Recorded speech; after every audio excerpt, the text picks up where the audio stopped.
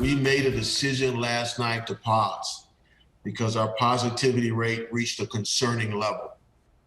Tonight, we hear for the first time from Ohio State after the decision to cancel the Illinois game because of a COVID-19 outbreak within the team. Good evening, everyone. Thanks for joining us tonight. I'm Brittany Bailey. Well, our 10 TV sports team was on that Zoom call today with Ohio State to find out exactly what happened this week. So we want to start now with Dom Taberry. And Dom, what did you hear from Ohio State today? Well, Brittany, with COVID-19 cases on the rise, the Ohio State football team has been paused. And when the Buckeyes return at this point is very much up in the air. Today's game at Illinois was canceled, and the Buckeyes have paused all team activities.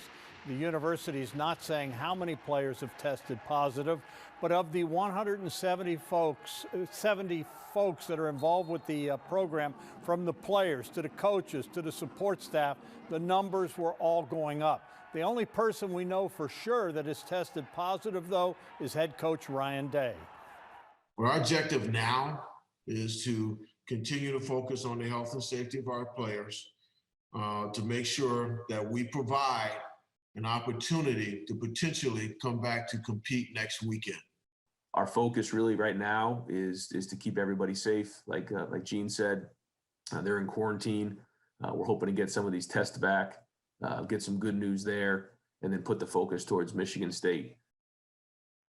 We bring in our Dave Holmes, and Dave, we don't know how many players are involved. We understand it's multiple players. They wouldn't tell us, though.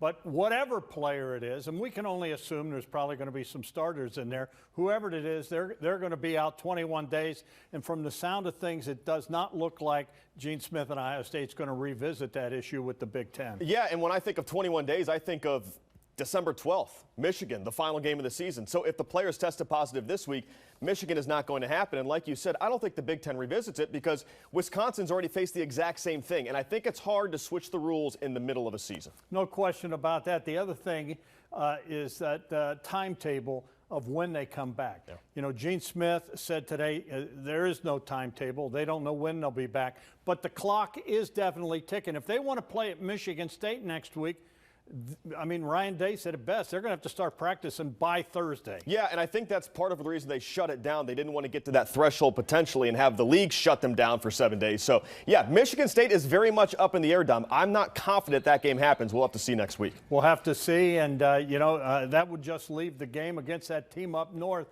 Brittany. But it is a fluid situation, and clearly things change by the minute when it comes to COVID-19. That's for sure. Thank you both so much.